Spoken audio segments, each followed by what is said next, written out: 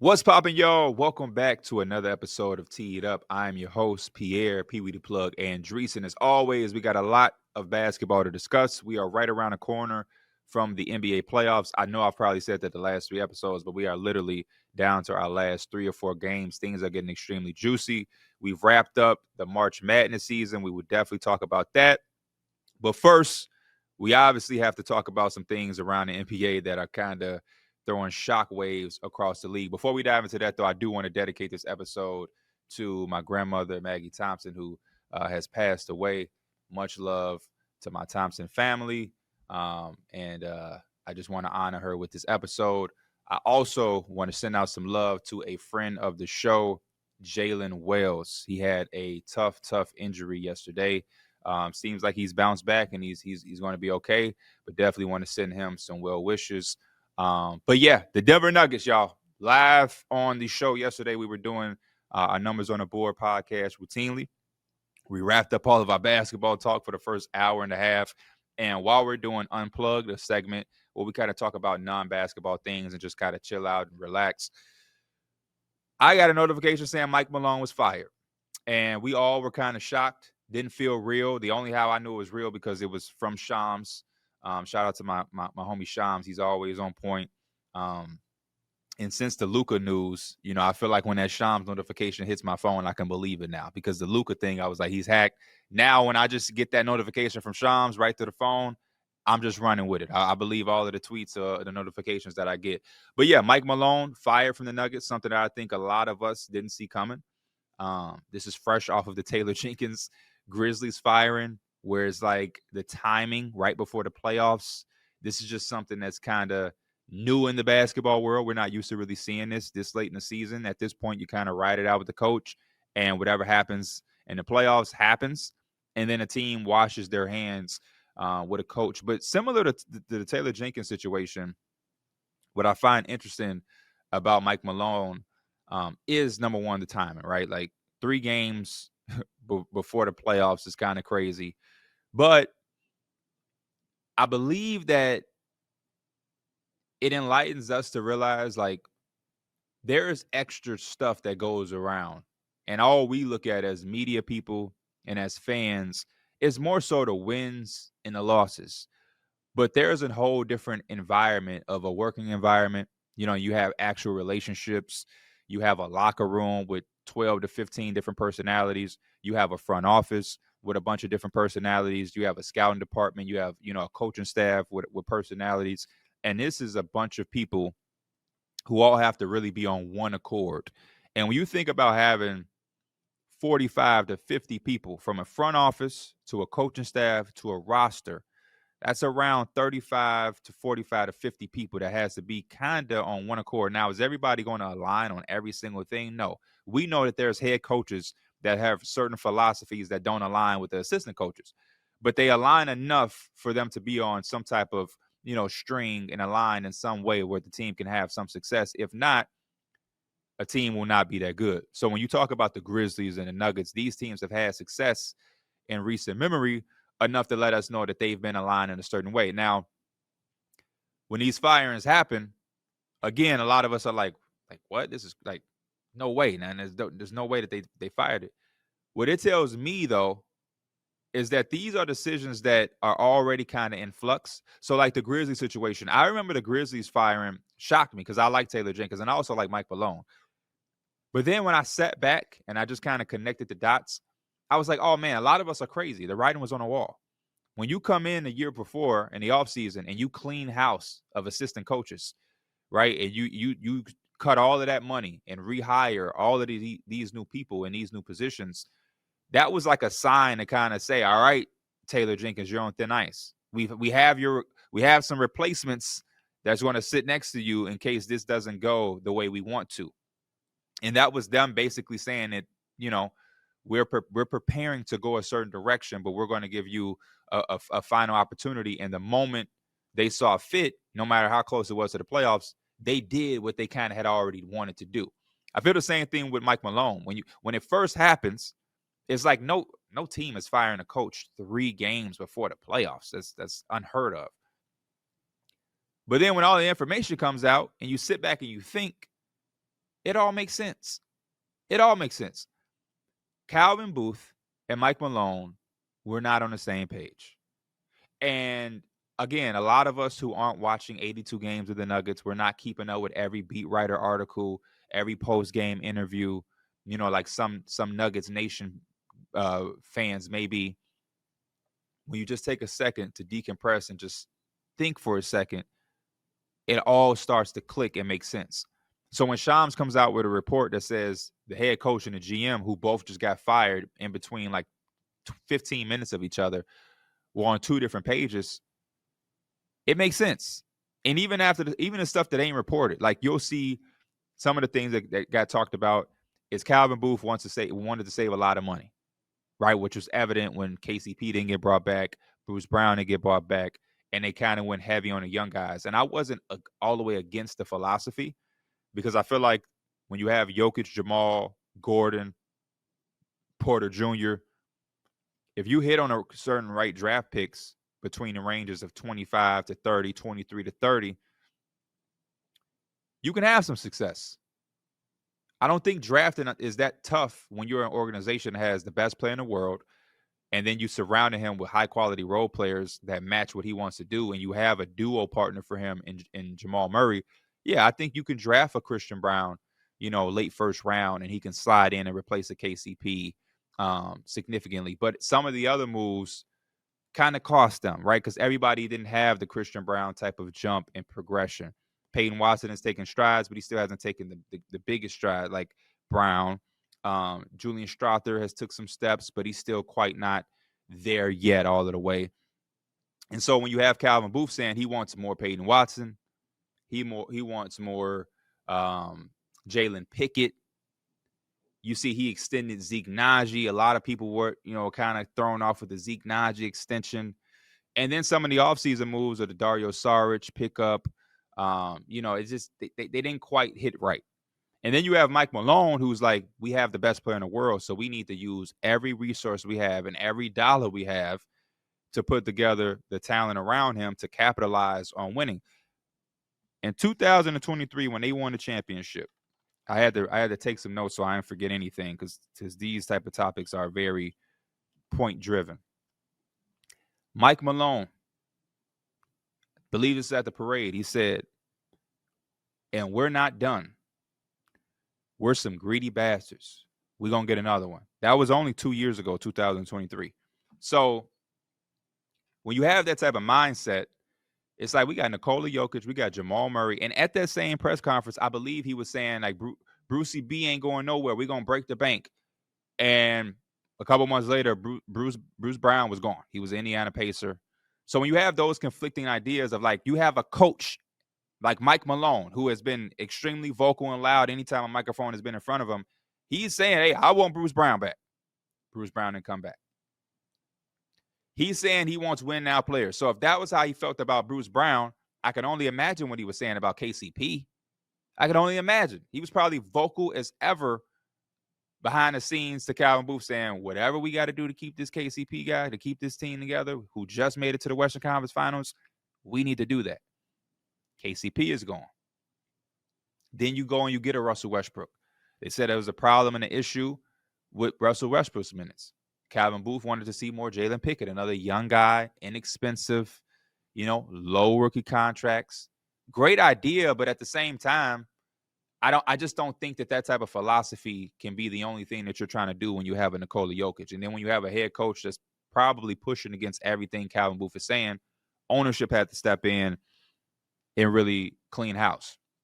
Speaking of ownership, he had to sit down, their owner, and one of the things I took from the little 5-minute interview thing about this firing that he said that really stood out to me. Winning can mask a lot of things. That goes back to the original point I made about Taylor Jenkins. When a team, an organization has a move that they want to make, when you give them a chance or an opportunity or reason to do it, they're going to do it. The Grizzlies, based off the moves they did the last offseason with all of the assistant coaches being fired except 2, that was a sign of saying that they had kind of an inkling of what they wanted to do. They kind of wanted to cut Taylor Jenkins then, but then it was coming off of a season where everybody was hurt. The fan base, the reaction probably wouldn't be as positive because, like, damn, how you fire a guy? You don't even feel like you gave him a chance. So now it's like, okay, fine, we'll give him a chance. Once this team, after All-Star break or since the calendar turn, couldn't beat a really good team. They were like 1-something, and the one team that they did beat was the Dallas Mavericks, who was banged up after the Luka trade and whatever. They just wasn't good against top team. It was very bad. Once they had that reason to then say, all right, this justifies what we really want to do, they chucked the deuce. The owner is saying right here for the Nuggets, winning can mask a lot of things. There was a lot of other bullshit going around that we didn't really like and we didn't really want to go for. But Mike Malone was winning games. He said before the All-Star break, we went on an 8-game winning streak. You can't fire a coach during an 8-game winning streak. So you know what we do? We wait till we're on a 4-game losing streak and the defense has dropped down to 19th defensively. We don't have that same championship vibe. The media ain't really talking about the Nuggets being that team. It's kind of OKC, and the Warriors are not hot. People believe in the Lakers. The Clippers are bubbling. We kind of slipping. And our coach and our GM, they're arguing like two little 13-year-old brothers in the bedroom about who's about to play the PlayStation 4. So you know what? We're going to do what we wanted to do for a while. We're just going to fire you both. Because Calvin Booth, we're not really liking your moves. You're saving us money, but the moves that you did make, we don't really feel. Mike Malone, we like you. You won a championship, but sometimes your energy and how you go about things could rub people the wrong way. It's one thing to have an opinion, and it's one thing to feel a way as a head coach. But when you go out in a post-game interview and you're calling out players for not watching film, when you're cursing out players, if you're going against everything Calvin Booth is saying, if you're saying you don't really like your roster publicly, and you're, kind of like throwing shots at everybody in the public eye, it's going to ruffle feathers, and we're going to have a toxic environment. And that leads me to one of the things the owner also said. He said, I've watched and evaluated this team for a long time. Some of the trends that were there were worrisome. Some people may take that to say the trends may be the wins and the losses. I think that goes deeper than just the wins and losses. I think some of the trends could be some of the things that we saw Mike Malone do. And I'm not saying he's wrong for it. I'm not a part of the team. I'm not a part of the conversations. I'm not a part of any of that. But again, when you do certain things publicly and it's against an organization that we're all supposed to be on aligned, it's going to ruffle feathers. If you publicly call out players and a player-empowered league, the locker room can get a certain way. If you're going to call out your roster, not only would that offend some of the players, the guy who's responsible for putting the roster together could also be offended. And now it's a trickle-down effect.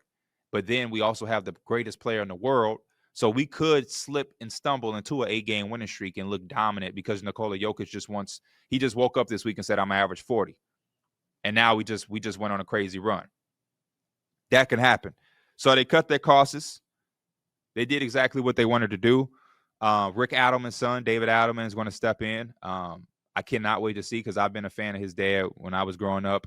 The Rocket teams and the Kings teams, I love watching them score a lot of points and different things like that. He's been a guy that I felt like was destined to be a head coach in this league for the last few years.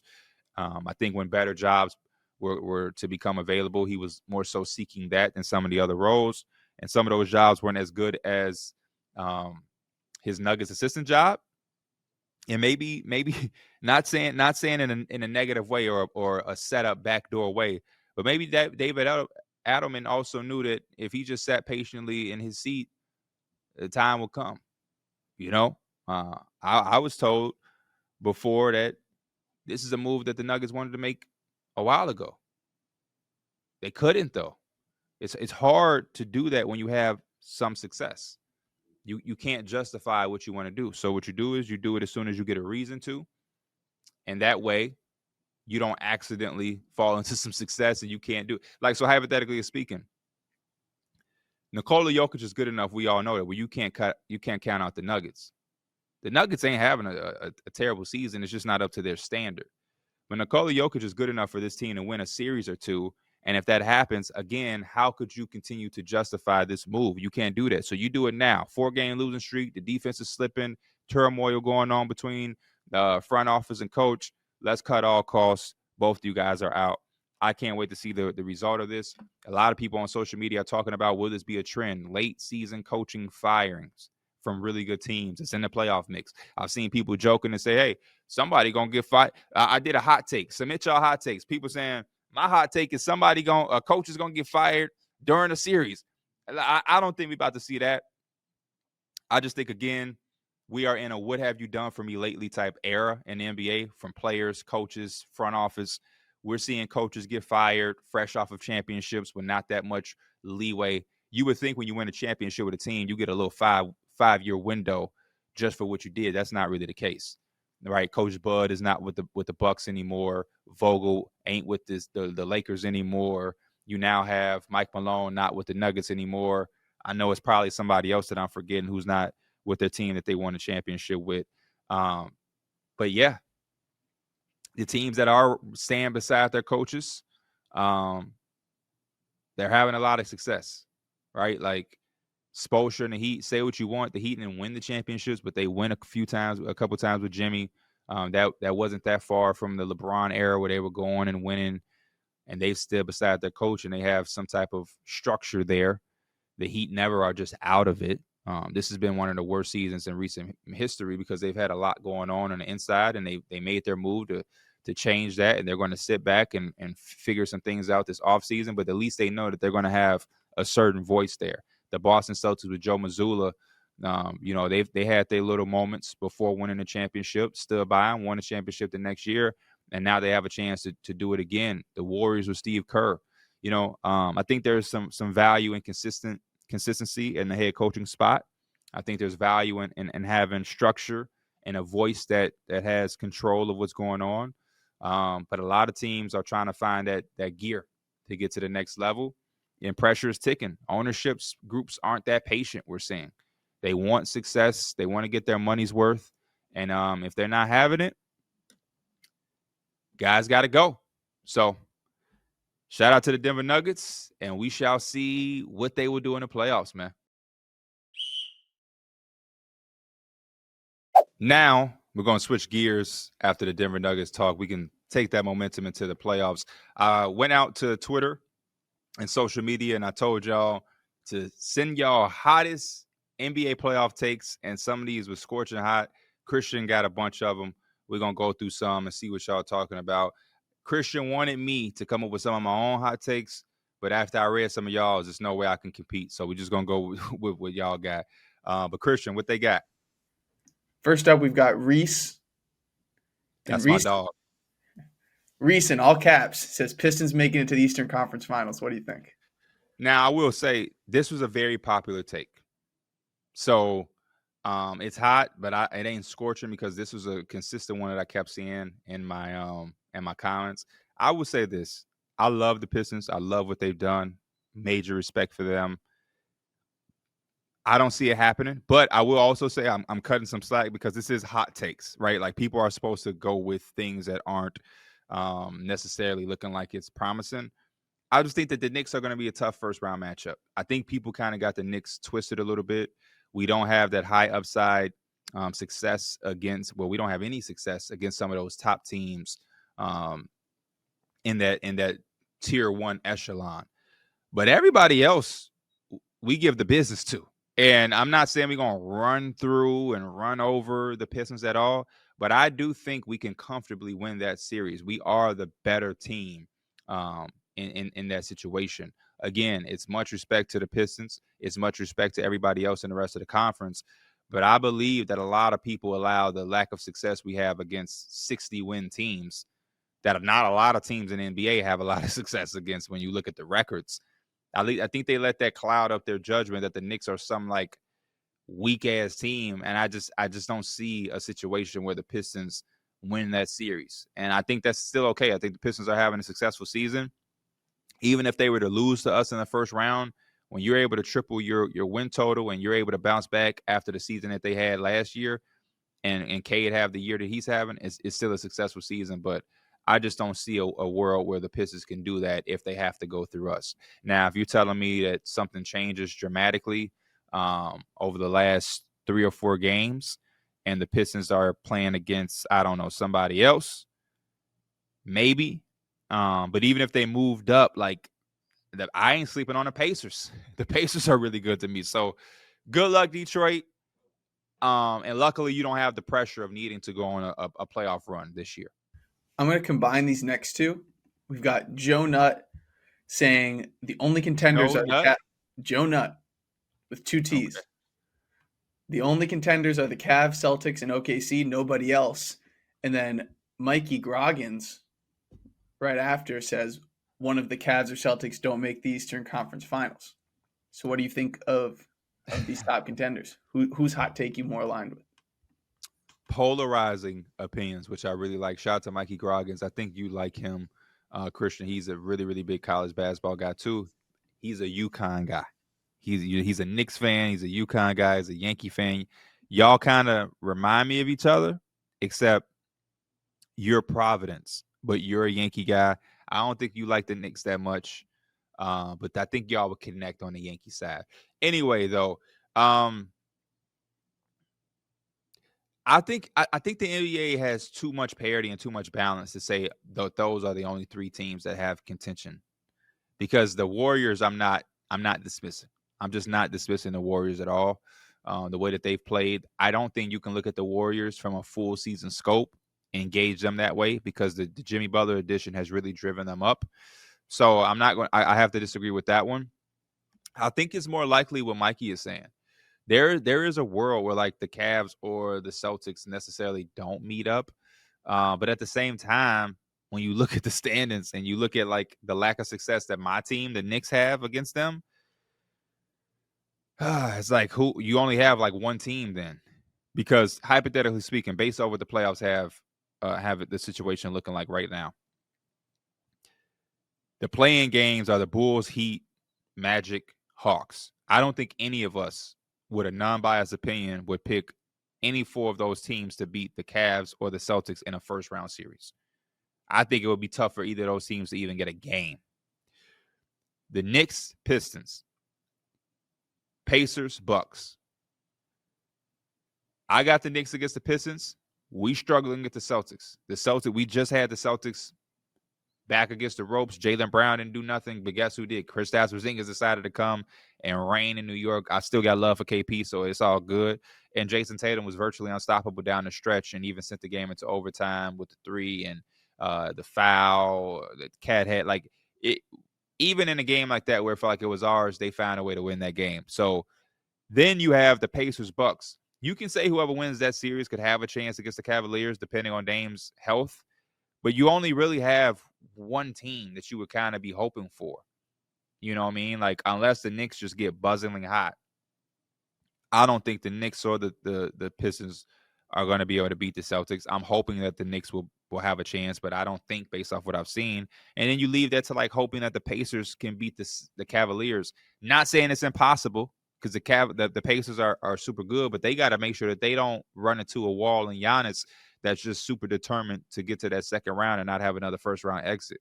So I'm going to lean over to the only contenders now that I said it, because I think that there's a chance that the Cavaliers and Celtics do find a way to meet up because they're just that much better than the conference. Next up, our boy Marcus Saunders. Marcus. Nuggets get bounced out in the first round and Jokic requests a trade. I will say real quick, Jokic seems so chill. Would he ever request a trade? There it is, Christian. There it is. That's my response. I like this hot take because it's like a good what if. We actually had this what if like in the Discord yesterday. Mike was streaming. We were playing a schedule, one game or whatnot, and somebody in his chat of the stream was like imagine Jokic goes like OKC. And it's fun to play with the idea, but I agree with you, Christian. Jokic doesn't strike me as that guy. He seems extremely chill. They just fired the coach and the GM, which lets us know that they're going to do everything that they can to kind of make things shake for him in whatever sense it is. Jokic just wants to win. He doesn't strike me as a guy that's going into the locker room demanding to play with this guy, demanding to play with that guy, and he doesn't seem like a guy that's going to demand a trade. But it is fun to think about because it's like, hypothetically speaking, if you were going to trade a Nikola Jokic, the Thunder would have the amount of picks you would want. The Thunder could include somebody intriguing. You know what I mean? Like, would you trade a boatload of picks and Chet for Jokic if you were the Thunder, Christian? I mean, yeah. I mean, if I was the Thunder, I'd absolutely consider it. But it's hard to wrap your mind around sometimes a player of this caliber being traded. It is, but after the Luka trade, I don't really take nothing off the board. I just say from a personality standpoint, he doesn't request a trade. If he's ever traded, and I don't think he will, he's 30. I don't see Jokic playing for another 15 years. You know what I'm saying? I think he's just going to chill in Denver. But the idea of it is very fun. Is very fun because, yeah, the teams that could get him, the Thunder would have an interesting package because they could give you a Chet or a JDub. They can give you a shit ton of picks. They can give you an Aaron Wiggins. They can give you a Nikola Topic. You know what I mean? Like hey, it's just a fun idea. It's just a fun idea. But yeah, I don't see this happening at all. This is an extremely hot take. This is a scorching hot take. I think they would have to get swept and have to lose by double digits in every game. And even in some more dysfunction would have to happen for him to get traded or request a trade. Something interesting about that hypothetical also is the Thunder have the Nuggets 2027 pick. It's top 5 protected. But also, they can the give situation that back. did get hairy. Like, they got that pick. Speaking of the Thunder, our boy Luke, shout out Luke Sylvia, does some editing work for Enjoy, is a Magic fan. This is unbiased. He said, OKC will lose in round 2 in convincing fashion. What do you think of that? First and foremost, shout out to Luke. That's my guy. I love these type of hot takes too because, again, like you said, Luke is a Magic fan. So this is extremely unbiased. This is not even in the conference of the Magic, has nothing to do with the Magic. I love when I get these type of questions, and I know Luke. So aside of Luke, I was seeing questions in the comment section, and it would have like a Rockets profile picture, but it would have nothing to do with the Rockets. I hate when you can tell somebody's a fan and they only want to ask questions or bring up hot takes that go to their fandom. It's like me being like, my hot take is the Knicks gonna win the championship. It's just like, just stay away from your team for just 1 second. But anyway, I got to pull up the playoffs again. So a hypothetical second round matchup for the OKC Thunder would potentially be the Nuggets or the Clippers as of today, because there's going to be a lot of changes with the last 3 games. So we're going as of today, which is Wednesday, April 9th. I don't think that's a hot take. I don't think that's a hot take. The hottest part about this take is convincingly. But like the way that the Clippers can defend, the way that the Clippers did defend them in the last game that I saw, Shea had his toughest game. But here's the kicker, Christian. The Thunder still won the game. The Thunder still won the game, but I love Ty Lue as a defensive-minded head coach, especially when it comes to playoff basketball. He can scheme really well. I think playoff Kawhi, who's healthy, is one of the scariest players you can go up against because he just turns into just like a robot, and it's just like killing. Zubac is really, really good. I think they got Chris Dunn, Derrick Jones Jr. Those are really good defenders. They got enough scoring from Norman Powell, and then you have James Harden. Ben Simmons is now on his team. Whatever your thoughts is about Ben Simmons, to be able to have a 6'10" guy who can guard the way he does and pass the way he passes, even if Ben Simmons is only playing 10 or 15 minutes just off your bench, I think that's solid. It just gives you a lot of versatility to keep up with a lot of the different lineup looks that the Thunder could have. And it's just more size to take up space so you can shade Shea and do a lot of interesting things there. So I don't think this is a hot take. I think the Clippers would be a scary matchup for them.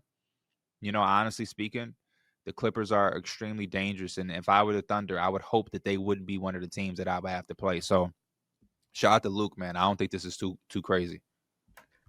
Besides the convincingly. I don't know how convincingly it would be. I could see that easily going 7 or 6 games. Right. That's what I was going to ask. What do you define as, if the Thunder were to lose in round 2, what would define as convincing fashion? Like blowouts, or does it mean it has to end in 5 games? Because 6, I feel like if you're the underdog, you're more likely to win it in 6 or 7 than 6. It depends on how the 6. It's like what you said. Are these 6 games down to the wire, close, one possession games, or is it a 4-2 Clippers series win and 2 of these games are blowouts? If it's a 4-2 and 2 of these games were blowouts, the Clippers go into the and let me dial it back. Let me not say blowouts, because nobody's blowing out OKC, right? Like I just don't think that they're just going to go into a series where they're going to be the home court team and just going to get blown out. But if they were losing games, 8-game loss, 9-game, it ain't going down to the wire. It's a multiple possession game ending. I think that that's convincing. But like, we've seen game, like, do you remember when the Boston Celtics swept the Brooklyn Nets when KD and Kyrie were still there? They had some injuries, and they had a very nasty team and lineup where they just kind of like, the Celtics didn't respect anybody but Kevin Durant and Kyrie. But like, they were like, we're not guarding Drummond. We're not guarding Bruce Brown. All of those games were close. So they swept them, and they convincingly won, but it was still like, it was still kind of close if you watch the series. It was like Jason Tatum had a game-winning layup here. If it's like that, if it goes down to 6 like that, then it ain't convincingly. If it's 6 games and Kawhi hit a game winner here, Shea missed a game winner there, big time turnover down here, it ain't convincingly. So, that's why I say that.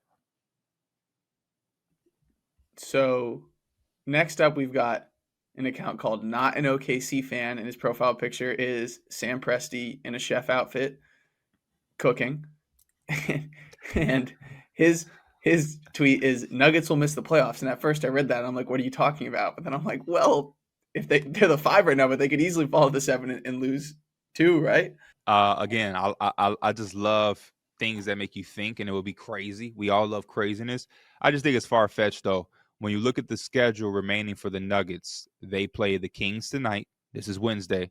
They play the Kings tonight. Then the next game is at home against the Grizzlies, who are the Grizzlies are doing their own little thing too. The last game of the season is against the Rockets.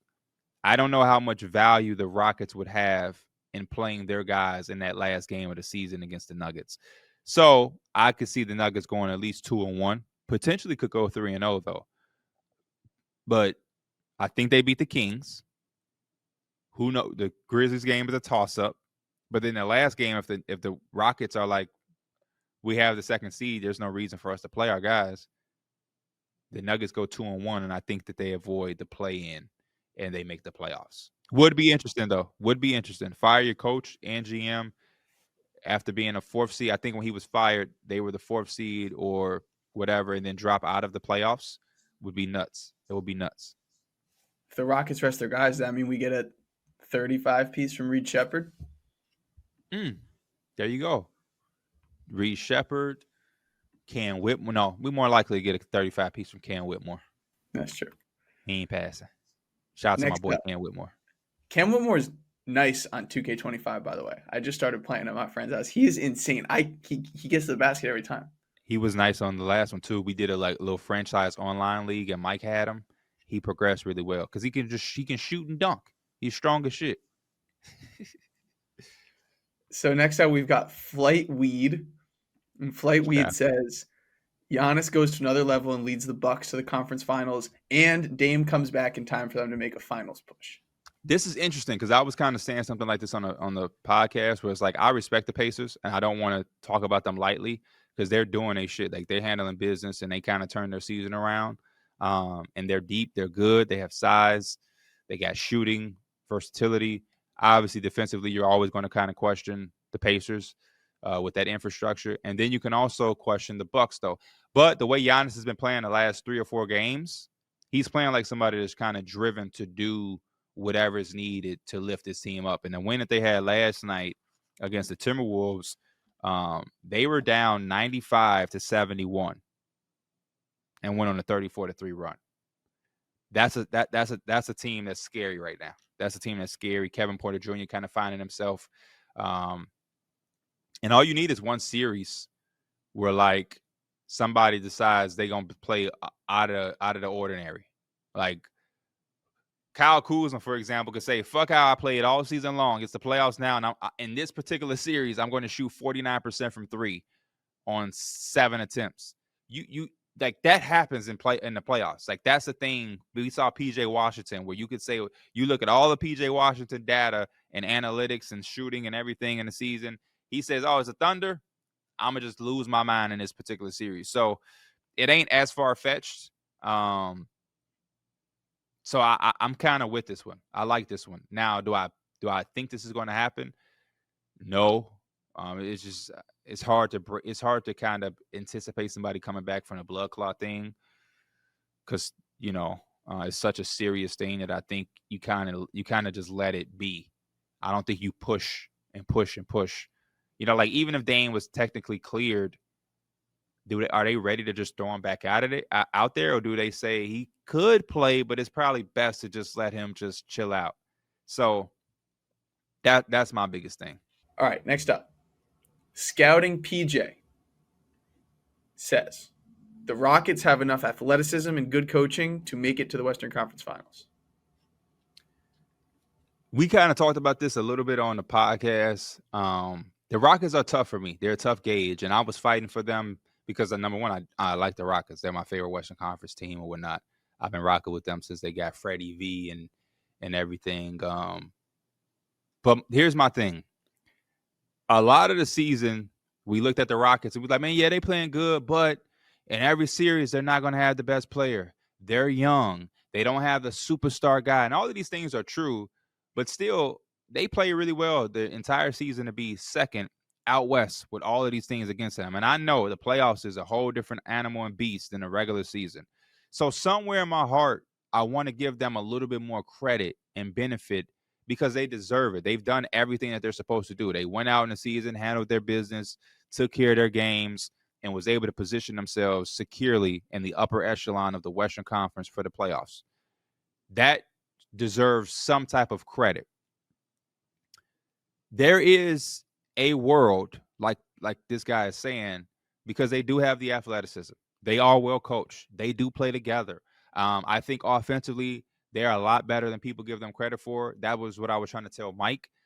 Some of the things he was saying, I can understand, but I think that they're a little bit more better than how it's pictured offensively. Because you don't have a go-to guy, it, quote unquote, doesn't always mean it's necessarily a negative. Now, does every team want an Anthony Edwards that they can give the ball to? Of course. But like I told Mike, there's times where I see teams with go-to guys, and it looks problematic because the go-to guy gets it, and he ain't doing shit but throwing it up, and everybody in the gym knows that. So I've seen Anthony Edwards shoot over 3 people, and the game just going to overtime because it's just like, I'm shooting this, nobody else is touching it, and I respect it. I get it. I'm not saying he's wrong at all for it sometimes, but it's predictable at times also. And I feel like when you have the Rockets in one night, I've seen Fred VanVleet take over games and hit 10 threes and make a clutch three for them to close it. I've seen Şengün have a triple-double and be unfuckwittable on the block. We've seen Jalen Green go for 35-plus points and just go unconscious and win a game for you. You know what I mean? Dylan Brooks has had moments this season. Jabari has shown things. So when you have that many options, I don't think it's necessarily a bad thing. Now, every team in the NBA would love, again, to have a Kevin Durant to give the ball to at the end of the game. They would love to have a Steph Curry. You know what I mean? But I don't think the Rockets are necessarily out of the question because they don't have one of those type of guys. So I say all that to say, as much credit as you want to give them and as much love as you want to give them for the opportunity to potentially do that, you also have to think about the route that they would have to take, right? Out of the gate, their first round matchup could potentially, as of right now, we know it's a chance it could change, but out of the gate, they could play the Grizzlies or the Timberwolves in the first round. Out of the gate. And I think the Timberwolves are a really scary playoff team because they're going to have a Rudy Gobert anchoring their defense. They have a superstar guard in Anthony Edwards. They have depth with Naz Reid coming off the bench. They have Julius Randle, who in the second half of the season has fit like a glove with them and kind of gotten used to his role. They have an all-NBA defender in Jalen McDaniels.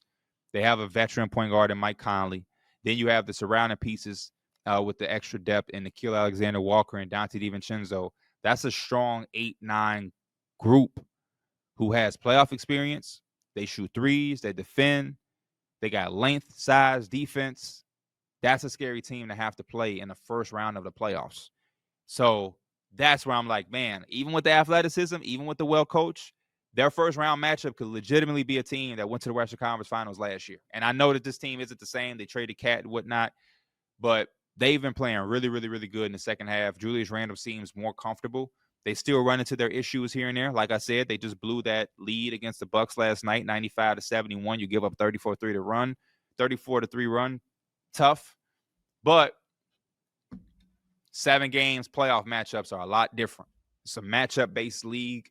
And when we get to playoff basketball, a lot of things kind of iron itself out.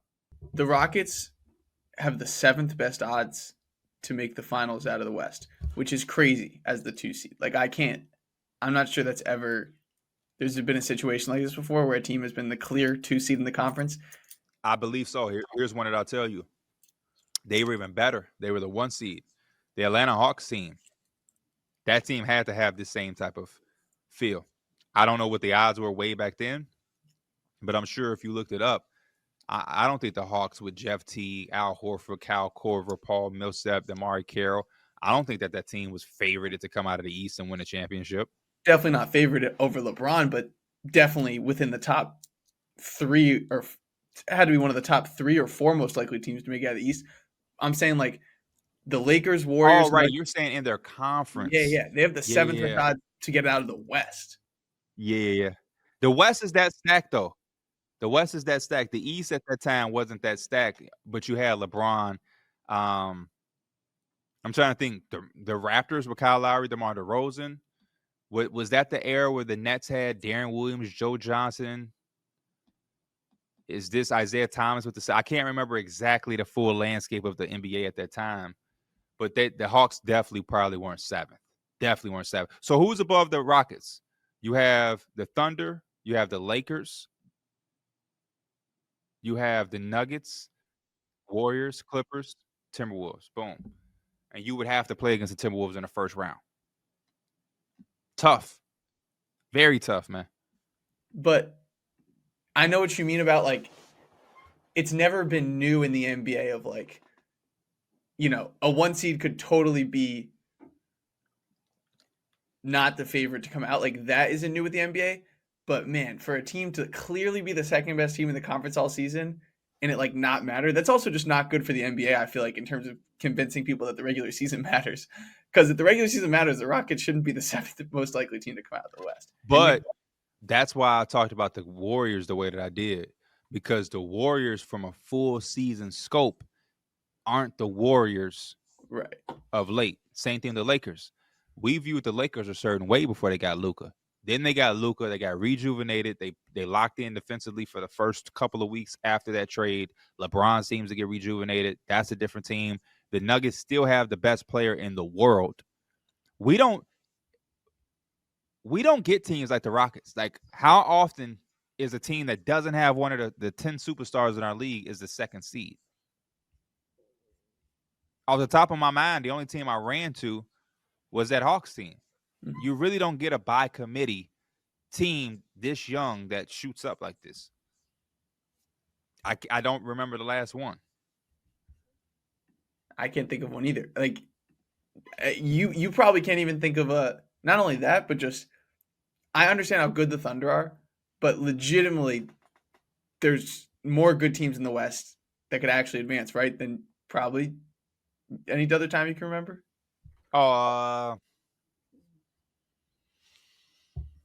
Yeah. This is why. Now, this is my argument to not being good for the NBA.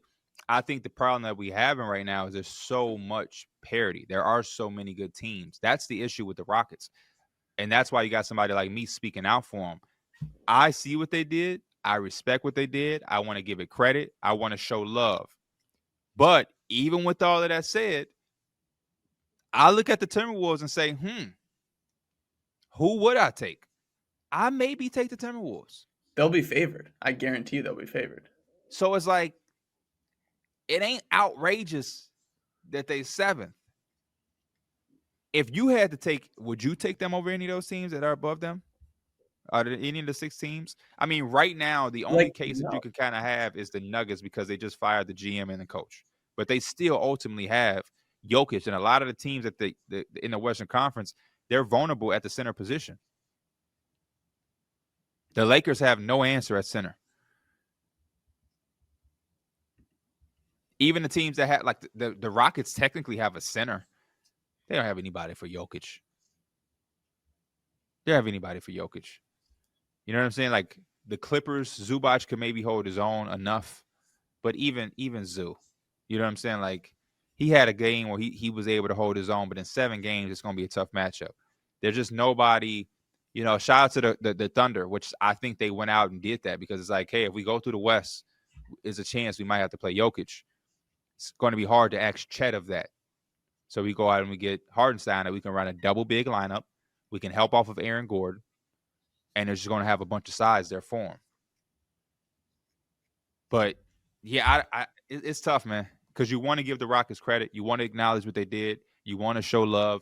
You want to be able to pick them and say that they win a series at least. But then you look at these other teams and you think about playoff basketball, matchups, 7-game series, locking in on a team for 7 games, and it's tough. I love Ime. I love the Rockets. The Rockets are my favorite team in the NBA, not named the New York Knicks. But the reality is the reality. But I'm also here to not say that I'm not here for them to win. I hope they win. I'll love to come on this podcast and be like, boy, I was wrong. I will not mind saying I was wrong.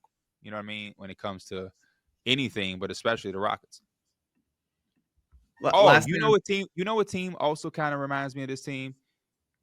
I know I kind of mentioned the Celtics with Isaiah Thomas. It wasn't like Isaiah Thomas was full-blown superstar. He was an emerging star who was having this year, but I think it also kind of dialed back because Isaiah Thomas was 5'9". So it's like, or 5, however tall he was. I believe he was 5'9", right? How tall is IT? He's small. Yeah. 5'9". But yeah, they just had a really good team, and I think I even remember the series against the Wizards that they had, and I was kind of like, I might take the Wizards. The first round series, they were down 2 games to the Bulls with Rondo. And so it's like, yeah, I don't know. Last thing on these odds, Pierre. So for reference of how insane the West is, the Rockets are plus 2,600 to win the West as the 7th best odds, which is 26-1. If we played this playoffs 26 times, I think the Rockets would make the finals once. In the East, the Pacers have the 4th best odds, and they're plus 3,400.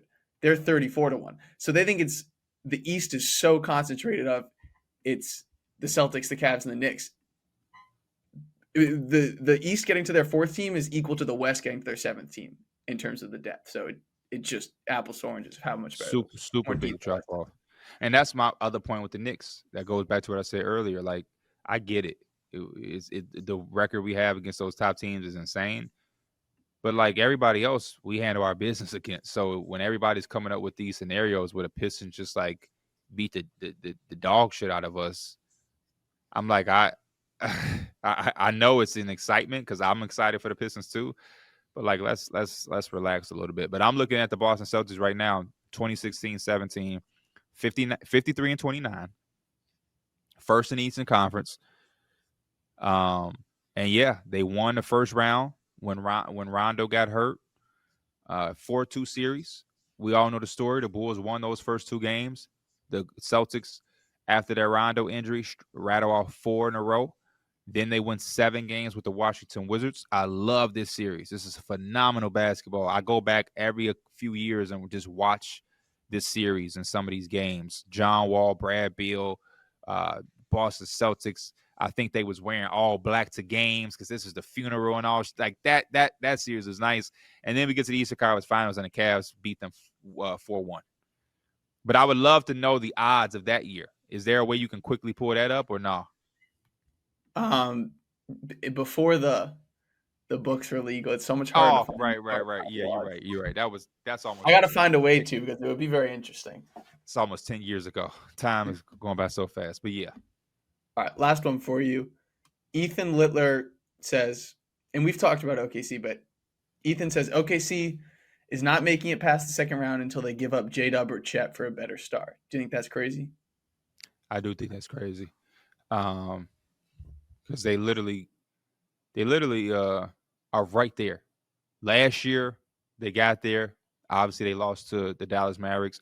But now it seems like this year you go and you progress, right? If you look at what they did last year, you look at this offseason that they had, bringing in Caruso, iHeart, you look at some of the guys who stepped up for them over the course of this season and have gotten better, you would project for them to be able to do that and not need to make that big of a deal. So I do think this is a super, super hot take.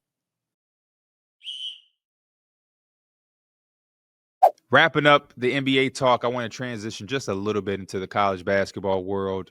Obviously, we had a phenomenal NCAA championship game where Florida ultimately came out on top. I will say this real briefly.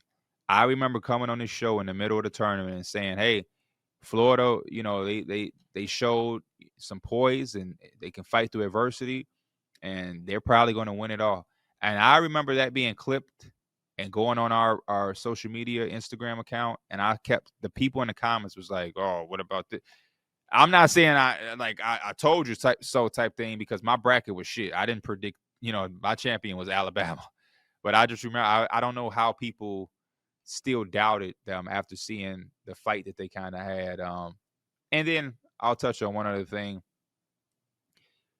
I'm tired of the Cinderella talk. We had a really good NCAA tournament. We had some really good Final Four games. All were dramatic. All were intense. All were exciting. The championship game followed that down to the last possession. That's my point. Every human in life that I know personally loves an underdog story. We all love to see upsets and Cinderellas. But my fight against that, I even said it on this show before the tournament started. You get to that point, and then you get to the Elite Eight, Final Four, and that Cinderella team that went on that run, they eventually get crushed by the Power 5 school. I'm tired of the NIL talk. My dad has called me a bunch of times. Hey, this is because of it. It's the first year that this has happened since the Derrick Rose Memphis year. Until we get to the point of this being the reoccurring thing, let's pump our brakes. Let's allow shit to happen and just take it for what it is. The last thing that I will say, I want to give a big shout out to my guy Christian, the producer of this show, because he was locked in. He had a moment where he was able to come on a platform, this one and Numbers on the Board, and showcase his knowledge and his information that he has about the game. And I think he took those moments and he ran with it. He was prepared. He was ready. And I see the love that he's gotten on social media. He said he got like 2,000 followers and whatnot. So I want to give him flowers for that. And I also want to say, for those of y'all that don't know, when this show was in the works, I was having conversations and meetings with Kat, who does behind the scenes for us. She's the GOAT. And I remember one of the conversations, it was still early, and I was like, I don't know if it's possible, but I would love the Christian kid to be the producer of the show. That came from Christian being in here doing work with us with YouTube, but he was a guy that was on point with the college shit, and that's how we connected. And just him knowing certain colleges, for me to be able to say, Derek, you know who blah, blah, blah go to? And I could hear Christian in the background like, he went to Memphis. And I was like, oh, man. And that struck into me wanting him to be the producer of the show. We was able to make it happen, and here we are. So, Christian, I wanted to give you your flowers and give you your, the floor to say whatever you need to say. I always talk shit to Christian, give Christian a hard time. Unfortunately, he don't fall for it no more. I think he's caught on to what I'm trying to fuck with him. But yeah, Christian, man, good shit, bro. I appreciate you a lot, Pierre. I'm very grateful for the opportunity. And Joy's been awesome. Coming on Numbers has been awesome. Doing this with you has been so great. And yeah, I appreciate the community, embracing me, entering the universe. And, now they know I'm the one making the funny videos and everything, making y'all do stuff at the studio. And I mean, getting to go on numbers and getting to do this with you is awesome. And hopefully we'll get Kenny, Mike, and Derek more tapped in for college next year. And it's my turn now to dial into the NBA playoffs. I do love the NBA playoffs. I can't be watching regular season NBA as much when I got college, but I appreciate you a ton, and I'm excited for the rest of the hoop season. No, understandable. It's tough covering both, man. I tell people that all the time. I just wanted to take this last part of the episode to highlight that what Christian did and to send a message to all the people that watch. We have a lot of people that want to get into this space. It's a unique space. It's unique opportunities. But the main thing I think people can take from Christian is to be prepared, right? Like keep your head down, work, stay locked in, and be prepared because you don't know how your opportunity is going to come. But it came for Christian. He was prepared. He knocked it out of the park. And now, you know, he's known as a guy in that space that people can count on and go to for information. So y'all take that as what y'all want with it. Again, we appreciate y'all as always. We love y'all. Want to dedicate this episode again to my grandmother, Maggie Thompson. Love you. And we'll see y'all next week. We out. Peace.